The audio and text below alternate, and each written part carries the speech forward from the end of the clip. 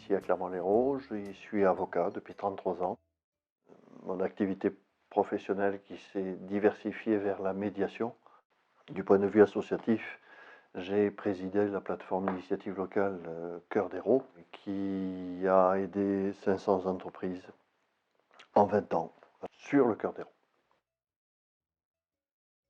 Mes motivations sont probablement des motivations très anciennes et très profondes. Elles se sont rajoutées au fait que l'état de la ville actuel est tel que il m'a semblé que c'était non seulement un désir, mais qu'en plus il s'agissait d'un devoir.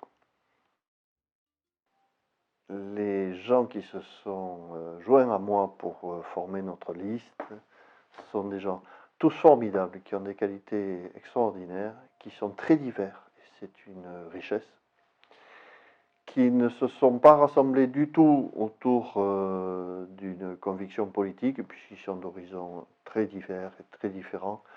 Ils ont leur richesse personnelle et la capacité simple de prendre une décision collective et de s'y tenir. Mon ambition pour Clermont, c'est qu'on ait envie de Clermont. Alors, nous avons défini 6 grandes lignes.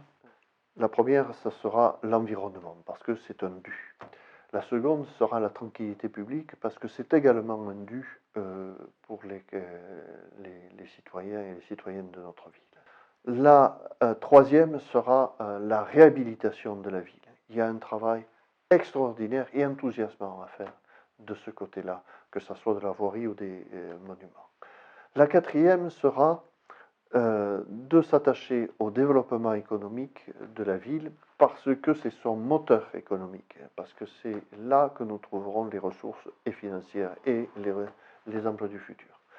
La cinquième sera de réorienter le fonctionnement communal en direction des services qui sont dus à chacun des Clermontaises et des Clermontais. Et enfin, parce que si l'on ne communique pas, rien n'existe dans le monde où nous vivons, il faudra consacrer une grande part de notre énergie à communiquer à l'intérieur comme à l'extérieur.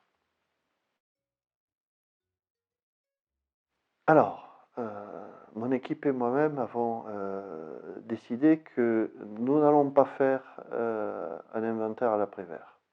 Nous allons nous donner de la méthode. La méthode, ça veut dire qu'il y a des urgences qui existent aujourd'hui, qui ne sont pas traitées, qui doivent l'être. La voirie, la tranquillité publique, la propreté des rues, ça ne peut pas attendre, il faut faire tout de suite et ça sera fait quoi qu'il en soit.